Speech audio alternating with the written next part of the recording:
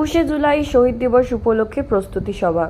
21শে জুলাই শহীদ দিবস উপলক্ষে সোনারপুর দক্ষিণ বিধানসভার বিধায়ক লাভলি মৈত্রের উদ্যোগে রাজপুর বিদ্যানিধি স্কুল মাঠ থেকে শুরু করে সোনারপুর মোড় পর্যন্ত প্রায় 2 কিলোমিটার রাস্তা জুড়ে একটি পদযাত্রার আয়োজন করা হয়। এই পদযাত্রায় উপস্থিত ছিলেন যাদবপুর লোকসভা কেন্দ্রের নবনির্বাচিত সাংসদ সায়নী ঘোষ, সোনারপুর দক্ষিণের বিধায়ক লাভলি মৈত্র, রাজপুর সোনারপুর পৌরসভার মুখ্য আধিকারিক ডক্টর পল্লব দাস।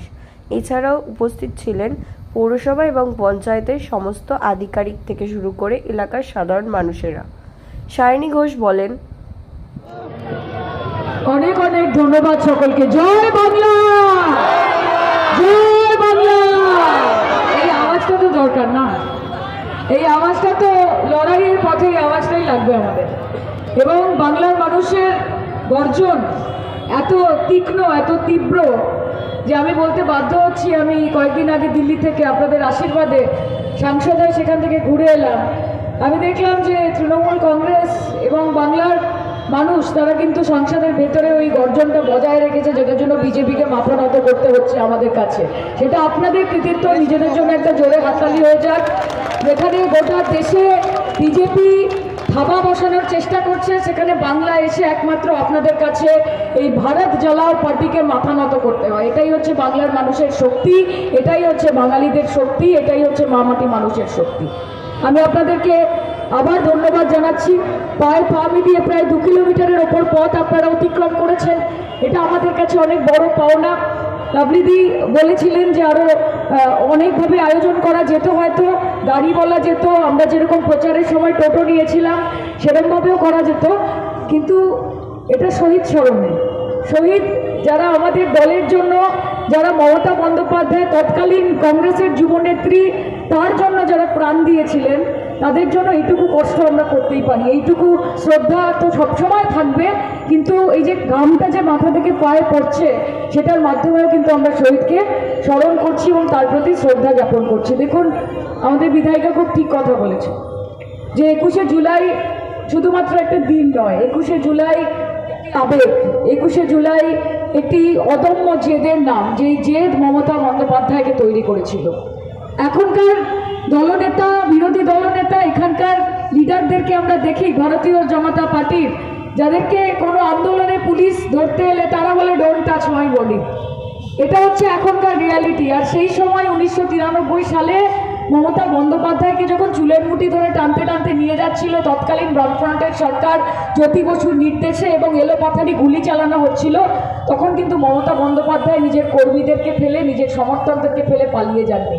এবং সেই জন্য তিনি মুখ্যমন্ত্রী হতে পেরেছেন, একবার নয়, দুবার নয়, তৃতীয়বারের মুখ্যমন্ত্রী, একমাত্র মহিলা মুখ্যমন্ত্রী। গোটা ভারতবর্ষে গর্ববোধ করবেন যে তিনি আমাদের নেত্রী, আমাদের মুখ্যমন্ত্রী মমতা বন্দ্যোপাধ্যায়, যার নামে গোটা ভারতবর্ষ বলে যে শেরনি হ্যায় বাঙ্গাল কি, শেরনি হ্যায়, তিনি আমাদের নেত্রী।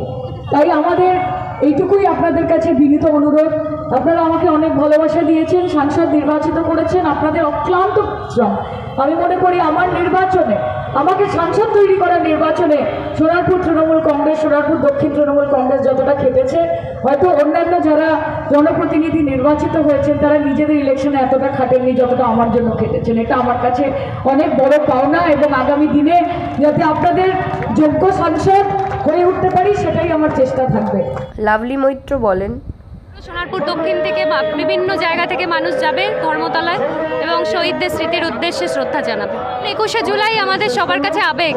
এই দিনটা আমরা আমাদের কোনো কর্মীকে বলতে হয় না, তারা নিজেরাই রাস্তায় নামে, তারা নিজেরাই 21শে জুলাইয়ের আবেগকে মাথায় রেখে তারা এই বিভিন্ন প্রোগ্রামের সমর্থনে তারা রাস্তায় নামে মিটিং মিছিল করে। কালকে আমাদের ব্লাড ডোনেশন হয়েছে, আপনারা দেখেছেন। এইভাবেই আগামী রবিবার প্রত্যেকটা মানুষ যাবে পায়ে পা মিলিয়ে ধর্মতলায় এবং শহীদদের শ্রদ্ধা জানাবে, আমাদের নেত্রীর বক্তব্য শুনবে, আমাদের নেতা অভিষেক বন্দ্যোপাধ্যায়ের বক্তব্য শুনবে। আমাদের এখন আর তখন না, আমাদের প্রস্তুতি সারা বছর চলে, সারা মাস চলে, কারণ আমরা 24 ঘন্টা 365 দিন রাস্তায় থেকে মানুষের জন্য কাজ করি। পল্লব দাস বলেন, পঞ্চায়েত থেকে যারা সদস্য, সমিতি, জেলা পরিষদ সকলকে, এবং আমার তৃণমূল কংগ্রেসের যারা সহসাথীবৃন্দ, যারা আজকের পায়ে পা মিলিয়ে এই মহামিছিলে অংশগ্রহণ করেছেন, তাদের সকলকে জাতীয়তাবাদী অভিনন্দন জানাচ্ছি।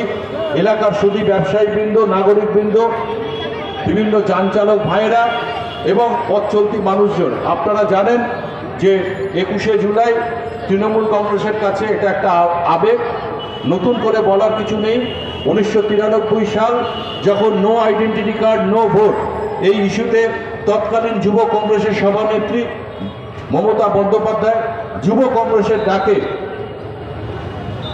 যে ধর্মতলায় যে সমাবেশের আয়োজন করেছিলেন, সেই সমাবেশে তদানীন্তন বামফ্রন্ট সরকারের পক্ষ থেকে পুলিশ মন্ত্রীর নির্দেশে নির্বিচারে দুপুর 1টার পর লাঠি, গুলি, কাঁদানে গ্যাস ইত্যাদি ছোড়া হয় এবং তাতে আমাদের তৎকালীন যুব কংগ্রেসের 13 জন কর্মী শহীদ হন, অসংখ্য কর্মী আহত হয়েছেন, তার কোনো ইয়ত্তা নেই। এবং তারপর থেকে প্রত্যেক বছর ওই দিন ওই জায়গায় শহীদ দিবস সেটাকে পালন করা হয়। পরবর্তীকালে সেখান থেকে তহবিল সংগ্রহ করে শহীদ পরিবারকে সাহায্য প্রদান করা হয়।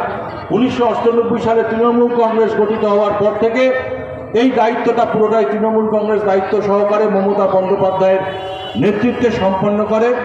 এবং আজও আগামী 21শে জুলাই রবিবার আমরা সকলে মমতা বন্দ্যোপাধ্যায়ের ইউরো রিপোর্ট, বর্তমান সকাল।